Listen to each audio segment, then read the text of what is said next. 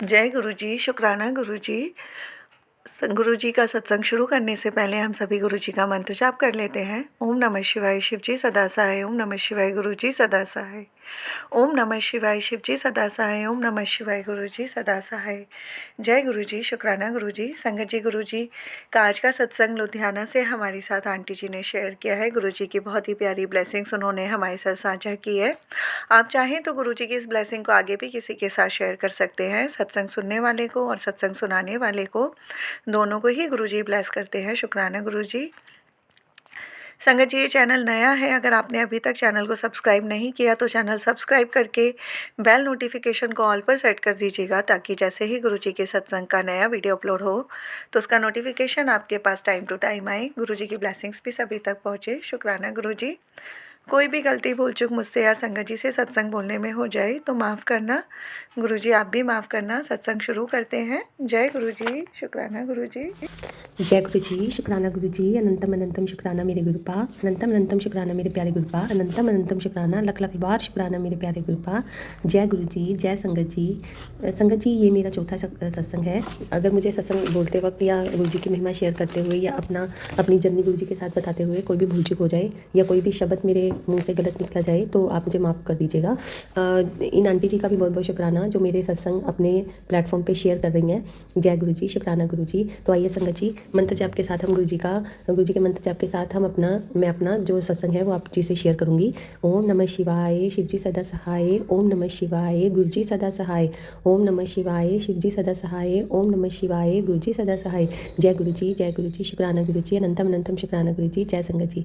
संगत जी, ये मेरा चौथा सत्संग है। जैसे कि मैंने आपसे अपने थर्ड सत्संग में बताया था कि गुरुपा ने कैसे मुझे 2 सत्संग में बुलाया, फिजिकल सत्संग में जो कि मेरी सिटी में ही थे, और दोनों में मैंने गुरुपा की जो भी ब्लेसिंग्स थी वो मैंने आपके साथ शेयर की थी। कैसे कैसे गुरुपा ने मुझे रास्ते दिखाए, कैसे कैसे गुरुपा ने मुझे इशारे दिए और वो चीज़ें आगे आगे चलने लगी। दूसरे सत्संग में मैंने आपको बताया था संगत जी कि मेरे ऐसे डॉक्यूमेंट्स में प्रॉब्लम है, सारे डॉक्यूमेंट्स में, और एक डॉक्यूमेंट्स गुरु कृपा से मेरा अब ठीक होके आ गया है। बट बाकी के जितने भी डॉक्यूमेंट्स हैं वो सब ने अपने हाथ खड़े कर दिए हैं। पंजाब बोर्ड ने या जो भी स्कूल वाले हैं या जो भी बीच वाला पर्सन है जो ये करवा रहा है, सब ने अपने हाथ खड़े कर दिए हैं। बट अभी भी फिर भी मेरे मन में जो उम्मीद है वो वहीं की वहीं है कि कोई ना कोई ऐसा चमत्कार हो जाएगा, कोई ना कोई ऐसा रास्ता निकल आएगा कि गुरुपा मेरे सारे के सारे डॉक्यूमेंट सही करवा के मुझे फ़ौरन मेरे ब्रदर के पास भेज देंगे। मेरा गुरुपा के सामने यही रिक्वेस्ट है कि गुरुपा आप कुछ भी कर सकते हो। गुरु जी आप कुछ भी कर सकते हो। जहाँ पे सारे रास्ते बंद हो जाते हैं वहीं पे तो आपका रास्ता शुरू होता है, वहाँ पे तो आपकी महिमा, आपकी ब्लेसिंग शुरू होती है गुरुपा।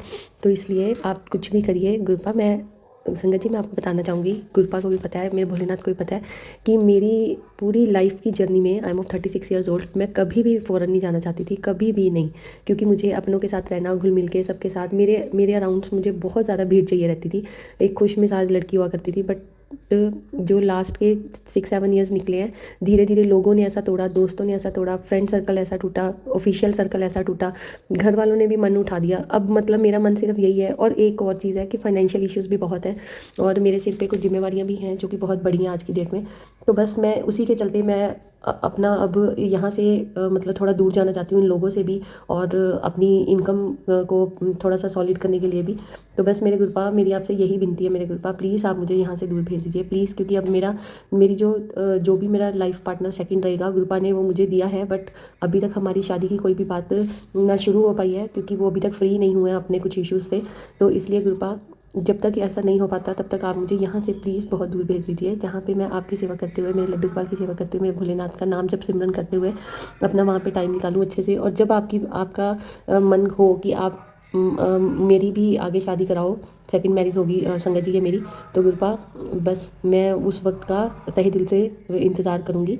मेरे गुरुपा, संगत जी मैं आपसे अब बताना चाहूँगी, जब मैंने ये सेकंड सत्संग अटेंड किया था अक्टूबर में, उसके बाद संगत जी हमारे घर में ना बहुत नेगेटिविटी है, बहुत किया कराया है। और संगत जी कई यूट्यूब पे हमें ये सत्संग मिलते हैं जहाँ पे चाहे पुरानी है चाहे नई संगत जी हैं, वो कई बार ऐसे बोल देते हैं कि ऐसा कुछ भी नहीं होता है, गुरु जी ने ऐसा कुछ भी नहीं कहा था, उन्होंने मतलब वो इन चीज़ों में बिलीव नहीं करते थे।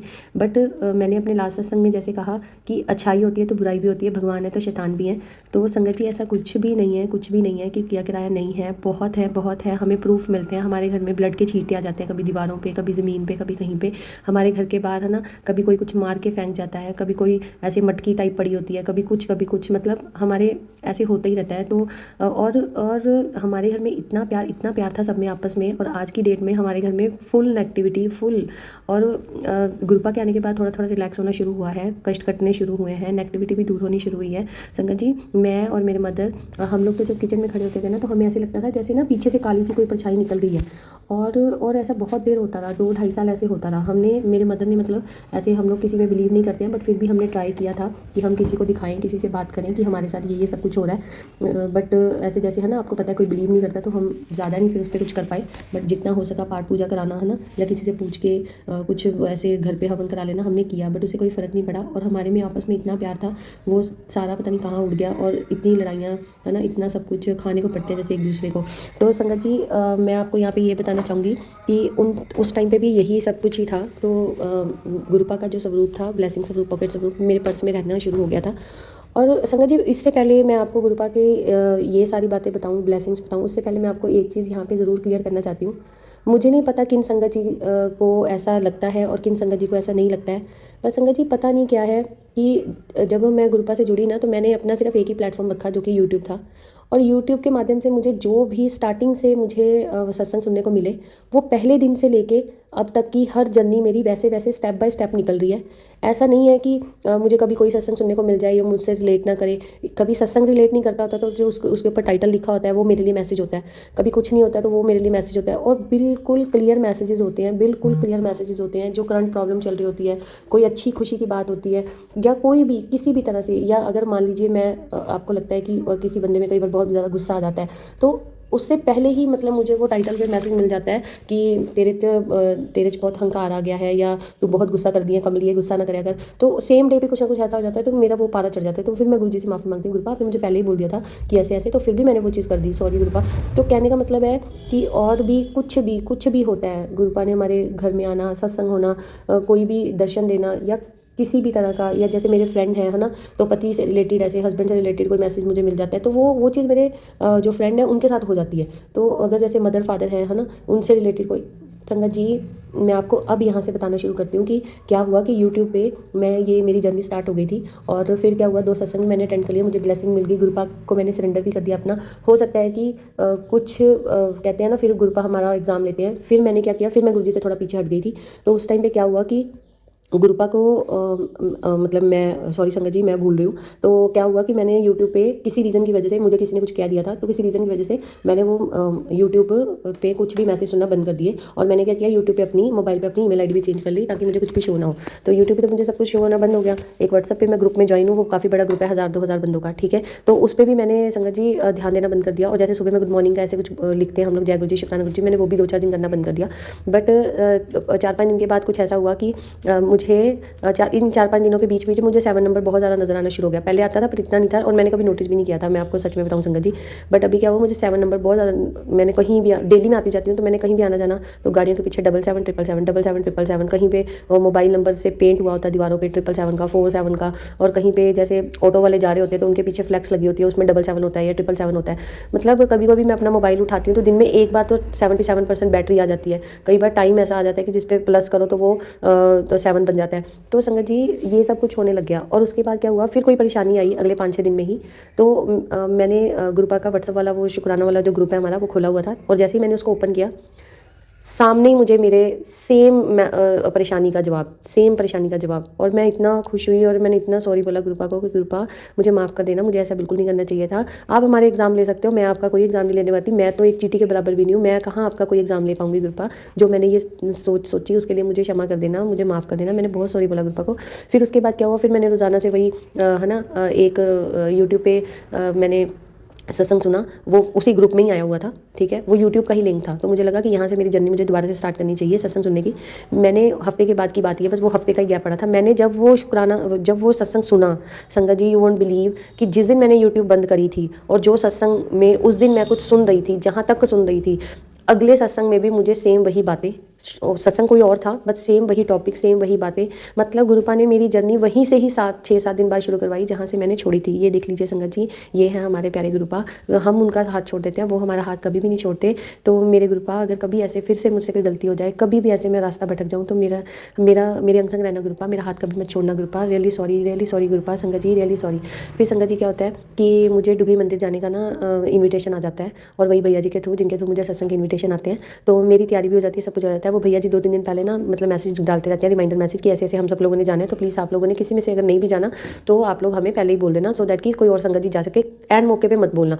संगत जी सुबह 7 बजे हम लोगों ने सबने एक पॉइंट पे इकट्ठे होना होता है। 5:45 बजे मैं उठती हूँ, चलो ठीक है मैं लेट उठती हूँ, फिर भी मैं पता नहीं आलस होता है, थोड़ी सी मेरी तबीयत भी वाकई में ठीक नहीं होती, तो मैं ना उनको मैसेज करके अपना सो जाती हूँ कि I am not well and I am sick, और मैं ऐसे ऐसे करके नहीं जा सकती। और ये नवंबर फर्स्ट वीक की बात है, जब नवंबर में जो फर्स्ट आया था, थर्ड था आई थिंक, फिफ्थ थी, पता नहीं, मुझे याद नहीं है संगत जी, आप देख लीजिएगा। तो नवंबर 2023 की बात कर रही हूँ मैं। तो उस टाइम पे संगत जी मैं सो गई, और फिर क्या हुआ, ठीक है, और उन्होंने मुझे सामने से चलो थोड़ा बोला भी कि ऐसा नहीं करना चाहिए था, नॉट गुड, है ना। मेरे को बहुत बुरा लगा, मुझे लगा कि गुरुपा ही मुझे बोल रहे हैं कि मतलब ये तेरा क्या तरीका है ना। तो चलो उसके लिए भी सॉरी मेरे गुरुपा। फिर संगत जी क्या होता है कि ऐसे टाइम निकलना शुरू हो गया, और फिर दिवाली आने वाली होती है। तो संगत जी जैसे 3 को आई थिंक, है ना, नवंबर में शायद हमने जाना था वहाँ पे। तो उसके ना 2 दिन बाद ही संगत जी मेरे मदर के हाथ से ना, मेरे मदर मतलब मंदिर में जो जगा रहे होते हैं, मैं नहा के अभी आने वाली होती हूँ, तो वो मंदिर थोड़ा साफ़ करते हैं। तो क्या होता है संगत जी, जैसे ही वो शिवलिंग को साफ़ करने लगते हैं, तो उनके हाथ से शिवलिंग टूट के नीचे गिर जाता है, उसके 4-5 टुकड़े हो जाते हैं।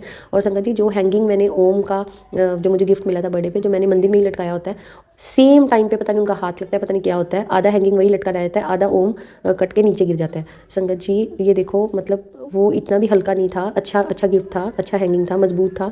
तो आप देखो सेम टाइम पे, और संगत जी मैं इतना रोती हूँ उन टुकड़ों को उठा के, इतना रोती हूँ। और मेरे मतलब पता नहीं क्या होता है संगत जी, गुरुपा ने इतना मतलब थोड़ा ठहराव ला दिया था ना ज़िंदगी में, इतनी पेशेंस ला दी थी कि मैं अपनी मदर को इतना बोलना चाहती थी, पर मैं नहीं बोल पाई। पता नहीं, मैं मेरे दुख ही इतना था जैसे अब कोई आपकी ज़िंदगी से एक इंसान चला गया हो संगत जी। उस इंसान से भी ज़्यादा मतलब दुख था, क्योंकि वो भगवान है, भगवान चले गए मेरे।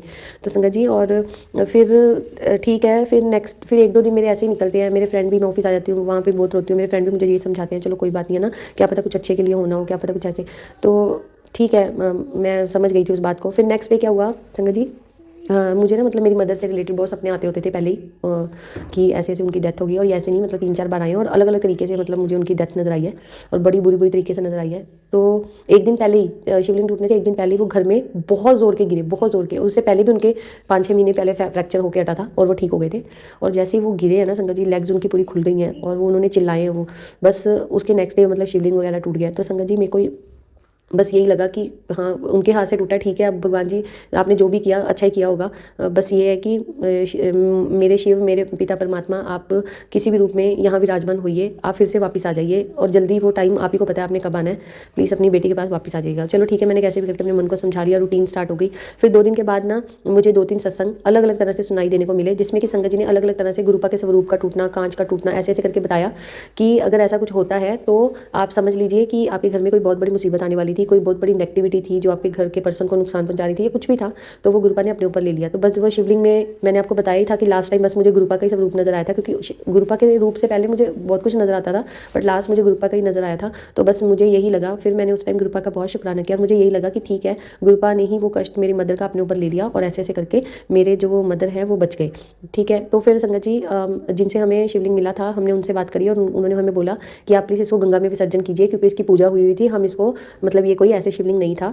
ठीक है, तो फिर मैं और मेरी सिस्टर ही सिर्फ हरिद्वार के लिए हम लोग निकले, और दिवाली से 3 दिन पहले हम गए हैं, 2 दिन पहले हम लोग गए हैं, मतलब धनतेरस को आप लगा लीजिए, दिवाली से 1 दिन पहले धनतेरस होती है, तो धनतेरस वाली सुबह सुबह यानी कि 4 बजे हम लोग वापस आ गए हैं हरिद्वार जाके।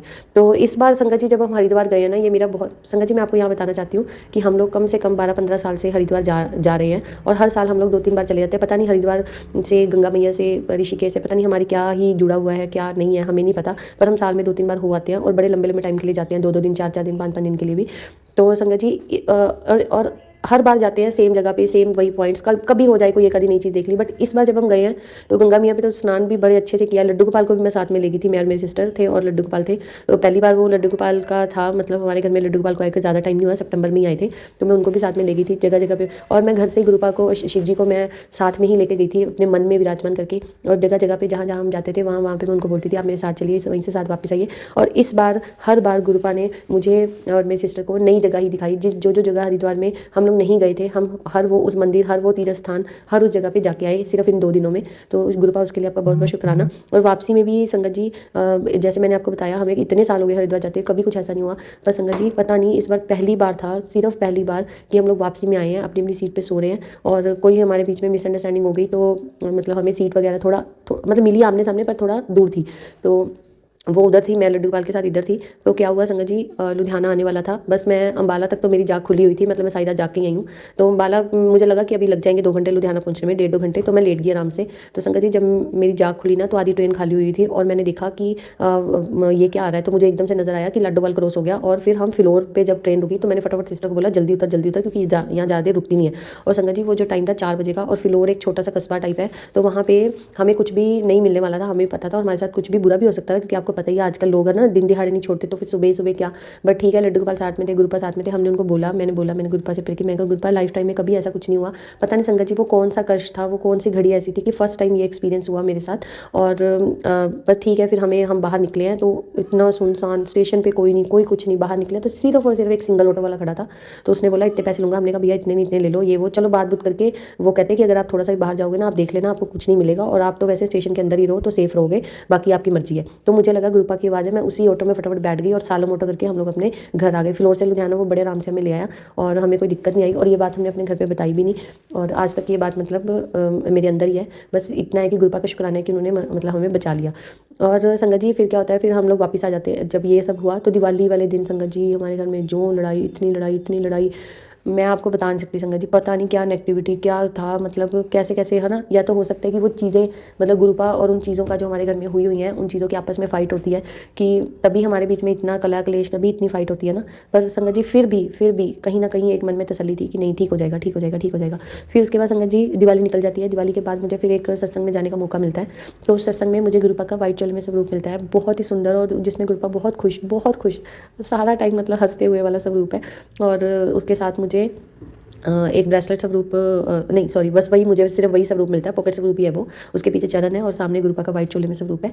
और संगत जी वो भी मैंने अपने पर्स में रख लिया, ठीक है। और उसके बाद क्या होता है, फिर एक सत्संग में जाने का मुझे मौका। और हाँ संगत जी, उस जो सत्संग की मैं बात कर रही हूँ, उस सत्संग में मैं ना मतलब घर से जल्दी निकलती हूँ, ये कह के मन में ये सोच के कि गुरुपा मुझे जल्दी पहुँचना है आपके, क्योंकि फिर ना मतलब बहुत ज़्यादा पीछे बैठना पड़ता है ऐसे ऐसे। और वैसे भी आपने कहा ही है कि ऐसे टाइम पास करने या लंगर खाने थोड़ा ना आना होता है, मतलब पूरा सत्संग सुनो, गुरुपा के साथ अपनी कनेक्शन बनाओ, सब कुछ करो, है ना।